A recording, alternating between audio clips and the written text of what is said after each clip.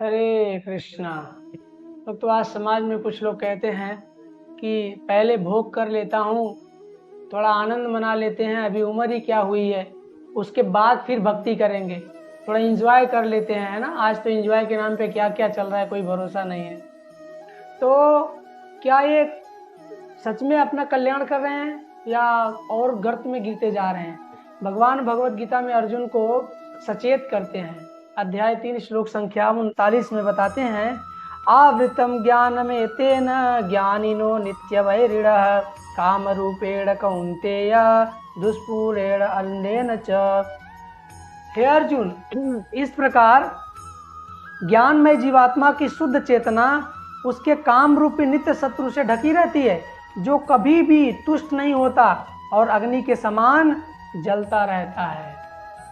बहुत सुंदर भक्तों, यहाँ बताया गया, मनुस्मृति में बताया गया है कि विषय भोग, कितना भी विषय भोग क्यों ना कर लिया जाए, कितना भी, लेकिन फिर भी कभी मन संतुष्ट नहीं हो सकता है, कभी भी नहीं।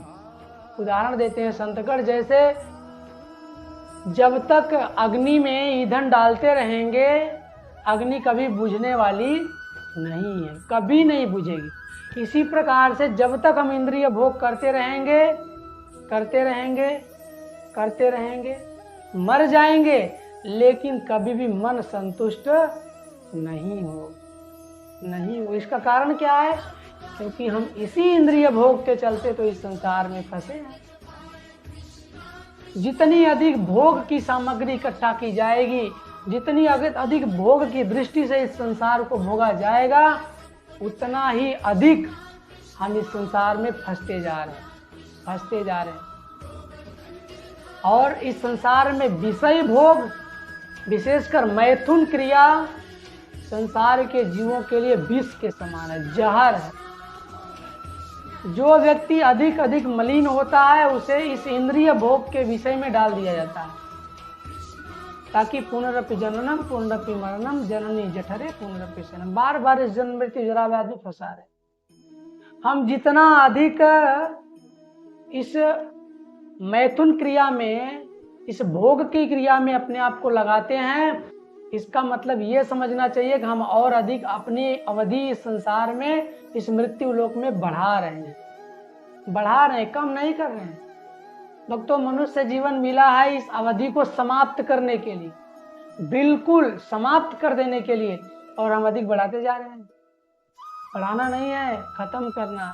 इंद्रियों का दमन ही मनुष्य जीवन का चरम लक्ष्य है। इंद्रियों को दमन करके कृष्ण की सेवा में लगाना। दमन ना हो सके तो भी कृष्ण की सेवा में लगाना है।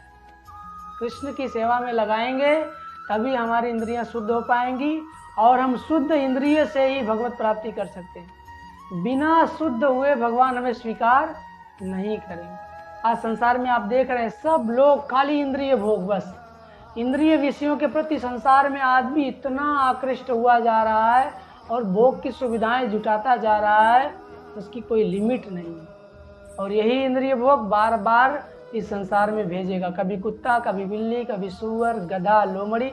जिस लेवल की हमारी वृत्ति होगी भोग की, वो शरीर हमें माया देती है और भोग करते हैं। भोग कर करके आदत पड़ गई है, छोड़ने की इच्छा नहीं। भोग करते करते भगवान की कृपा से मनुष्य शरीर मिल गया, फिर भी हम नहीं छोड़ना चाहते। जो उद्धार के लिए मिला उससे फंसते जा रहे हैं। इसलिए हमारा लक्ष्य है भक्तों, मनुष्य जीवन का लक्ष्य है इंद्रियों को दमन करना, कंट्रोल करना, उसे भगवत सेवा के लिए नियोजित करना, ताकि हमारा भगवान के प्रति प्रेम बढ़ सके, भगवान के निकट जा सके और भगवान से प्रेम होकर भगवत प्राप्ति कर सके। हरे कृष्ण।